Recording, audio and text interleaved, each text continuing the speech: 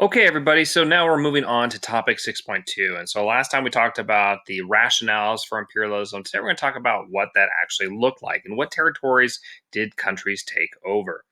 So, with that being said, there is no essential question for those who are taking my class and have to submit these. But I promise you, there is stuff that you will need to know in this lecture. So don't stop watching now, and there will be something to submit, and I will talk about that when we get to that point. But make sure that you are following along, taking good notes, and understanding where and how there are imperializing and who is doing the imperializing around the world. So, we talked about in a lecture about how economic, civilizing missions, social Darwinism are all examples of like the justifications for imperialism to occur. But the actual taking part of it, there is going to be some shift. Like I mentioned in the previous lecture, colonialization had already been occurring, but it was done a lot by people who were settling other areas, as well as through joint stock companies who were setting up trading posts around the world, and that's something that is going to change in this period, where it will shift from those joint stock companies' controls to state-sponsored colonialization.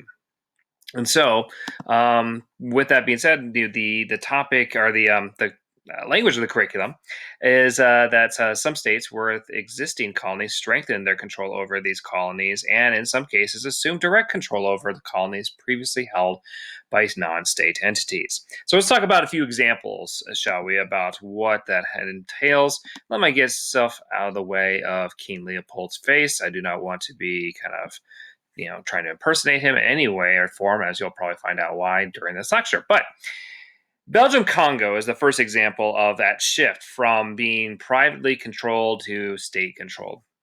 So King Leopold II was awarded the lands of the Belgium Congo. Now, the land itself was fought over by other European powers like France, Germany, Britain, and to avoid a war, they decided to give it to the Belgian King Leopold, who had vied for it too, because he wasn't a military threat to any of them. And so, yeah, he gets it, and they're giving it to him. They're not given to Belgium; they're given to him, and so he kind of sets up this private corporation, which they would use to try to export and get as much rubber from this area through the building of these rubber plantations. Now, the way that it was ran was so horrific, as we'll talk later on in the lecture about some of those things, that the Belgian government decided to take the control away from King Leopold and this private company that he had control over, and put it under the control of the Belgian government because of the cruelty that they had shown to the people of the Belgian Congo in the trying to gain resources from this territory. So, if you all notice that Leopold is highlighted, for those of you who have to submit stuff for my class, the thing I'm going to have you do to get credit for watching this lecture is to submit these three words throughout the lecture. The first of the three words is going to be Leopold. So make sure you make a note of that and be the first word that you will need to submit in your submission to getting credit for watching the lecture. So the next one is going to be the Dutch in Indonesia. Maybe I'll just stay down here for a little bit. But the Dutch in Indonesia, so we'll go back to our previous period of history, and we talked about the Dutch East India Company, also termed as the VOC. But the VOC, was given an extraordinary amount of power and authority, and so they were able to, create treaties, build forts, maintain armed forces, as they create this global, you know, company that is going to be able to bring spices, teas, and other items from Dutch East India and also other places around the world. But by 1800, the VOC goes bankrupt, and because of that, the corporation does they go bankrupt because of corruption in the corporation leadership, and so the company must end up folding. As a result, the Dutch government then takes over much of the trading posts and operations that the Dutch East India Trading Company was taking part of. And they end up with a bit of a humanitarian crisis on their hands, as the farmers of these areas were being forced to grow more cash crops like rubber, tea, spices, sugar, in lieu of the rice. And so there ends up being a humanitarian crisis that people in Indonesia were not able to be fed enough. So the Dutch government does have to make some reforms, and they are forced to implement a lot of humanitarian reforms, but it does fail to meet the needs of the Indonesian people. And so this was a bit of a humanitarian catastrophe, because of the Dutch's need to continue to control the spice trade, and things like nutmeg and others. That's what ends up happening there. All right, let's move it back up here. So then that leads us to the British Empire in India. So the British are going to originally arrive in India and set up trading posts sponsored by the British East India Trading Company. And so they established trading posts in Bombay, Calcutta, Madras, and to protect these posts as well as the items that they are trading in them, they would hire local people to act as soldiers to protect them, and they become known as sepoys. Sepoys were both Hindu and Muslim, and so they are going to work to protect these posts originally, but as time goes on, they're going to be used in a means to try to take away territory control away from the Mughal emperors, and they will back the local rulers known as the Maharaja. Maharaja. I can't say it. I don't know why. Maharaja. This word here. I don't know. I can say it in class. I can't say it right now. This is really embarrassing, and if you want to make fun of me in the comments, that's fine. But Maharaja, that's it.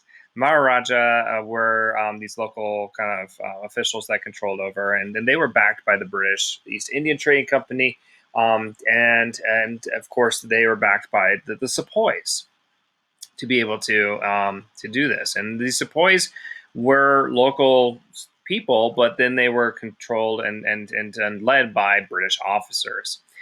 So over time, the British East India Trading Company is wresting away control of the Mughal Empire away from the Mughal Empire and into their hands. Okay. But the big thing that really changes why it shifts from being controlled by the private company of the British East India Trading Company to the British Empire itself and the British government was in 1857, there was a rebellion by the Sepoys against the British. And that's something we'll talk more why that happened in next or in lectures down the road when we're talking about resistance. But the Sepoys themselves rebel, and they end up, being defeated by the British soldiers and the army that come in. And so the British basically see that the British East India Trading Company can't manage India anymore. And so they turn control over to the British Empire. And so they establish a puppet government in India known as the Raj. And so it's basically the British controlled government in India that take control of that subcontinent. And so in 1877, Queen Victoria is named the Empress of India. Basically, it makes it so that she is the monarch of those lands now. And so India itself becomes the crown jewel of the vast British Empire that is, something that we'll see by the end of this lecture are all the territories that the British have. And the best of the best, the one that had gave Britain all the resources and the market that they wanted, and that was India. So many European states use both warfare and diplomacy to expand their empires into Africa. And so let's talk about the scramble for Africa. If you took AP Hug, you certainly probably learned about this, but Africa is a vast continent with many, many resources that are available. And so at this time, palm oil, gold, ivory, rubber, diamonds, these are all just but a few of these resources that were highly desired in Africa. Now, European countries had already created trading posts along the coastlines of Africa, but they never really moved into the interior of Africa, nor did they, have people stay there for long-term settlements because of the dangers of, the terrain, the wildness of the land, and of course, disease. And one disease that was extremely deadly, and still one of the deadliest diseases in the world, is malaria. But that's going to change a little bit more when military technology does improve. But they also discover of quinine, which is the plant in which they were able to derive a medicine that helps with treating against malaria. And so this makes it more possible to be able to move towards the interiors of Africa. And so you will see competition for trying to gain spheres of influence and control over lands and resources within Africa. And this leads to tensions growing between European countries as the scramble for Africa occurs. A good example of this would be the Boer Wars, where the Dutch settlers in South Africa, known as the Afrikaners, resisted against being taken control over by the British. And so the Boer Wars were a bloody series of conflicts that did occur in that. And so to avoid a more catastrophic wars over control of these territories, they do settle the disputes diplomatically. And so the Berlin Conference from 1884 to 1885, where diplomats from European countries met, and they are going to effectively carve out the map and draw lines around the map and negotiate and debate who gets what and why. Okay. So this whole thing, is going to occur with no African leaders invited, no regard for language, no regard for ethnic identities, no regard for religious association. Only thing that they worry about is what's on the map, where the resources are, and how you get them, and so forth. So that is why Africa looks like it does today as far as the borders and the boundaries. They're all superimposed practically by European powers, and starting with the Berlin Conference, as they go through and they look at, how can we divide up this land to where everyone gets something that they want and is capable of managing it. And so, this is something that is going to be a defining moment for African history, and still today has implications in the African continent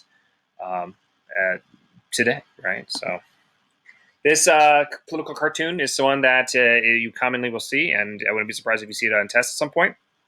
But you can see you have kind of this person right here who represents probably Germany because of the Iron Cross here, and Africa. So like dividing up the lands of Africa, slicing it all up together like it was desserts, right? And here's a map that really shows kind of the big differences of what happened from 1880 to 1913. You can't see the date, but it's 1913. Boom. But this is where, Africa looked like in 1880. You had these small little trading posts. You had independent kingdoms. But by the 1913, right on the onset of the outbreak of World War I, it pretty much had been imperialized by the British, the French, the Germans, the Portuguese, the Belgium. Yeah, lots of people. So lots of countries. But moving on, and more specifically, the British. The British are going to take the most amount of colonies in Africa, and they will have control of a lot of different areas. And to kind of highlight a few, they do end up taking control of Egypt, and the need to protect the building of the Suez Canal, which was really important for them to have. And so a French company was building the Suez Canal. It was about 100 miles through the deserts to try to connect the Red Sea to the Mediterranean. And they used about 1.5 million Egyptian corvée laborers. Basically, it's a coarse form of labor in which they're paying taxes in the form of labor itself. And a lot of people die in the building of the Suez Canal. And there is civil unrest in Egypt because of the project itself. And so when it threatened the project in 1882, the British ended up seizing control of Egypt from the Ottoman Empire to protect that interest. And so, the Ottoman Empire, of course, is the sick man of Europe. They have really not the ability to defend this, and that's what happens there. The British will continue to add territories, starting early on with Sierra Leone, which is this area territory right here. And you can see the dates are not coinciding with what's over here. It's because when they won their independence. But Sierra Leone was created in 1787 as a British colony to be able to put freed slaves back into Africa. Gambia was set up in 1816 as a base to stop illegal exploitation of slaves. The British had outlawed slavery, I think, by 1807. And so they would actively try to stop the slave trade from the Africa to the Americas and other places, but primarily to the Americas. And so they set up a base to do that. Gambia, it was created in 1816, which would end up being basically a base that they would use to stop illegal trade. Oh no, Gambia was where they stopped illegal trade. Lagos was used as a base to try to expand their territory and by conquering what would become now Nigeria.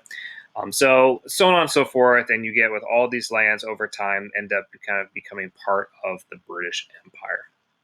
They used diplomacy, but they mostly used warfare. And so, one example of diplomacy is they signed a favorable treaty with the local king of the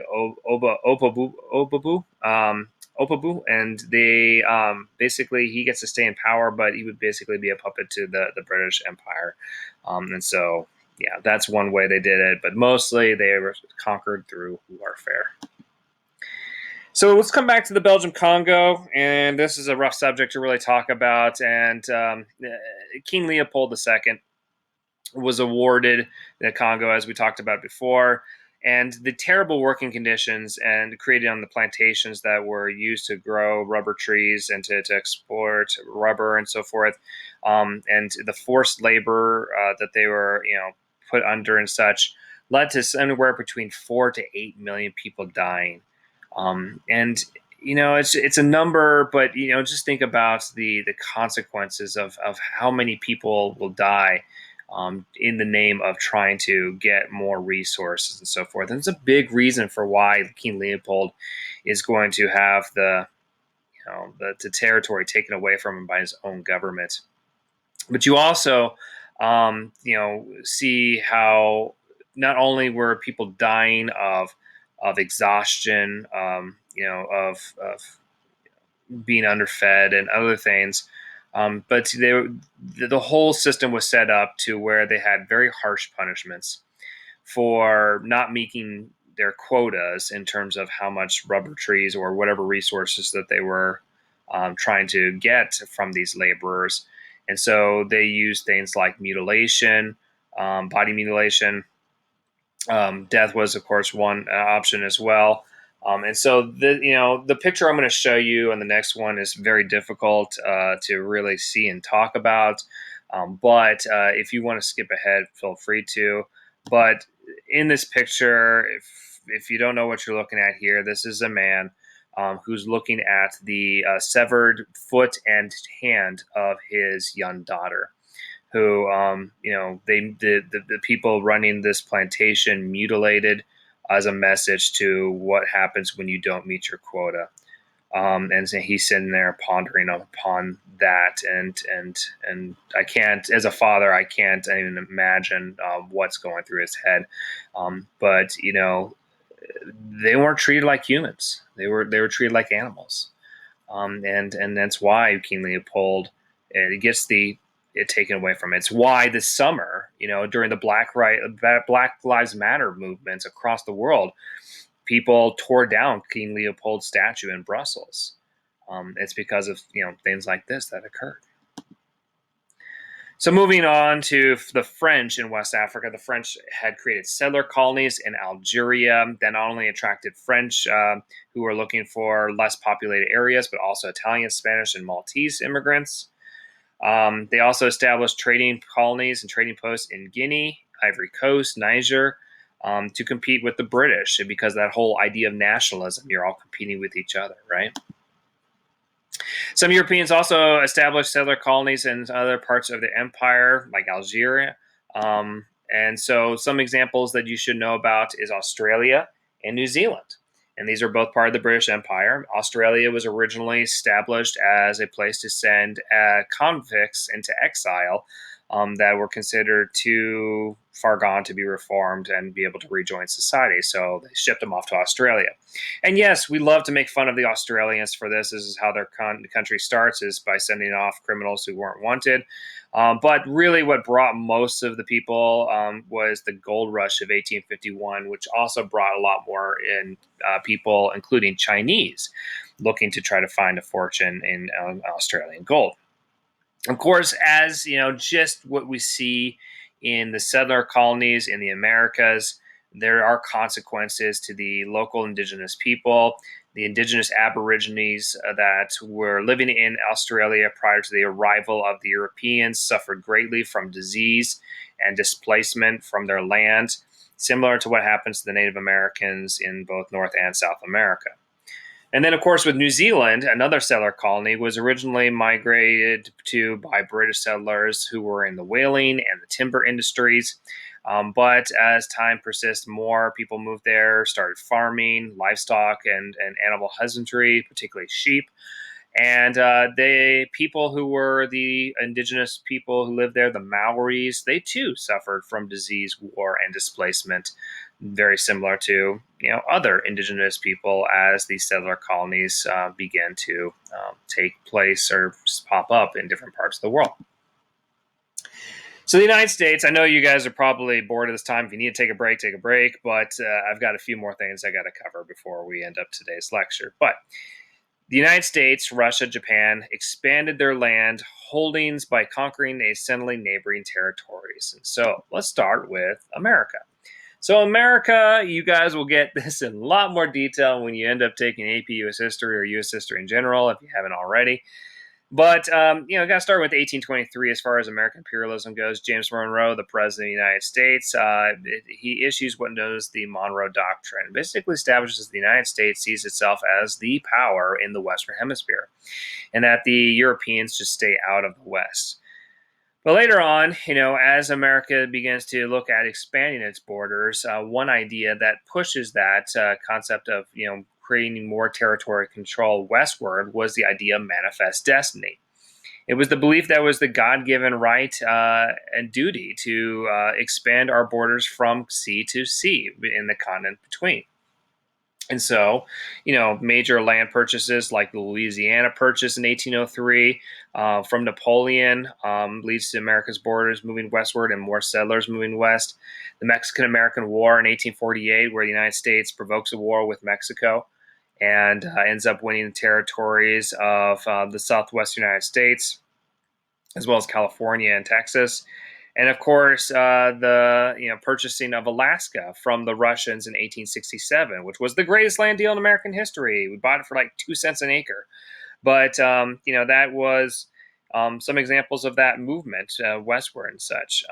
But as we talk about, when you take over these territories, indigenous people who live there ultimately pay a high price. And so things like the Trail of Tears, where Andrew Jackson, the president of the United States, would forcibly remove people, tribes from, what is now the southern United States, and force them to move westward, where, thousands of people die in this forced migration.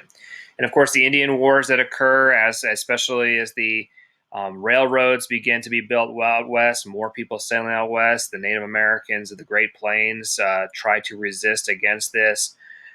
But the United States will send its cavalry soldiers in and kill and round up many of them into reservations where they would, be basically held as that's their land, and the land that they got was not good. The overseas expansion of the United States starts to occur by the end of the 19th century. In 1898, there's going to be a war between Spain and the United States, something you'll get into more detail about when you take U.S. history, like I said. But ultimately, the United States wins, and they take control of the territories of the Philippines, Puerto Rico, Guam, and Cuba to an extent. Cuba was given independence, but they were kind of like the United States would act as a big brother to them, and they could forcibly intervene in anything that the Cubans did if it was against the better interests of the United States. The Roosevelt Corollary, which was another example of a foreign policy of the United States, in which it simply states that the United States, and this is Teddy Roosevelt, the president, for the record, that basically the United States would intervene in Latin American affairs if it was going up against the interests of the United States. So America kind of sees itself as this giant hegemon at the West, and that it basically can push its southern neighbors around if need be, if it's in the best interest of the United States itself, including intervening in a rebellion that was going on in Panama against Colombia. The Panamese people wanted to resist against the Colombians owned Panama at one time, and then we backed up a rebellion that would make them an independent country, and then in doing so, we signed a lease that allowed us to build the Panama Canal. And so, another example of American imperialism as it was. This is, of course, a very famous painting that is called American Progress in 1872. You can see kind of moving westward. This is not Lady Liberty, for everyone who always thinks it's Lady Liberty. She's not got a torch in her hand. This is Columbia, who was kind of the symbol of America prior to the arrival of Uncle Sam in World War I. But you can see miners, you can see, settlers, you can see the Pony Express, and they're moving westward and they're bringing the land into the light and pushing away Native Americans, the wildlife, and the wildness that is the West. And so that's, in a nutshell, the analysis of that painting. And you'll see it either in U.S. history or maybe even world history as an example of, Western movement. So the Japanese Empire is another country that's going to partake in their own forms of imperialism during the Meiji Restoration. They are, industrializing, and they need more raw resources because there's a limitation on their islands. So they would send out agricultural workers and try to encourage them to do seasonal work in places like Hawaii and Guam as a way to do this. There's even the establishment of what was known as the Colonization Society that looked at the possibility of establishing a colony in Mexico or in other parts of Latin America. But eventually they do take over some territories, including what is now Taiwan, away from Portugal. They took control of some islands in the South Pacific. They end up taking control of Korean Peninsula in 1910. So, these are things that will occur, and Japan will continue to be a growing empire up until the moment that World War II ends. But that is something that they do invade their neighbors in the needs for more raw resources, and because they saw themselves as culturally superior to their neighbors as well. The Russian Empire will continue to expand under Catherine the Great. By the way, I'll have to come back to this, but this is the third of those three words, and I'll go back to the second one just before the end of the lecture. But Catherine the Great will be the third one. But anyway, she is going to oversee the expansion of her empire by invading into Poland and annexing half of that. They also fight a series of wars with the Ottoman Empire and wrestle away control from the Ottoman Empire, including Crimea, which was an important strategic location, especially when you're talking about the importance of the Black Sea. So Crimea is right over here. So, yeah. Oops, what did I do? Oh, there we go. Her son Alexander I continued to expand more so. He annexed Finland over his rule, Moldova, Georgia, Azerbaijan, and parts of Armenia. And the Russians continue to kind of gain control and fortify their control in Siberia, moving eastward. And they even gained some control in Manchuria in China as part of the sphere of influence as China starts to get kind of carved up as losing control and sovereignty over their own lands. Okay, European states, as well as the United States and Japan, acquired territories throughout Asia and the Pacific, while the Spanish and Portuguese influence declined. And that's the second part I wanted to make very clear. The Spanish and Portuguese were the mightiest empires in the world at one time, and they are massively on the decline. And so the United States, I already talked about, they do acquire the lands of the Philippines away from the Spanish. The Japanese acquired land of Taiwan away from the Portuguese. But there's other European states that will establish colonies in Asia as well. And France, they will establish colonies in what is known as Indochina at the time. Today, it is the modern countries of Vietnam, Cambodia, and Laos.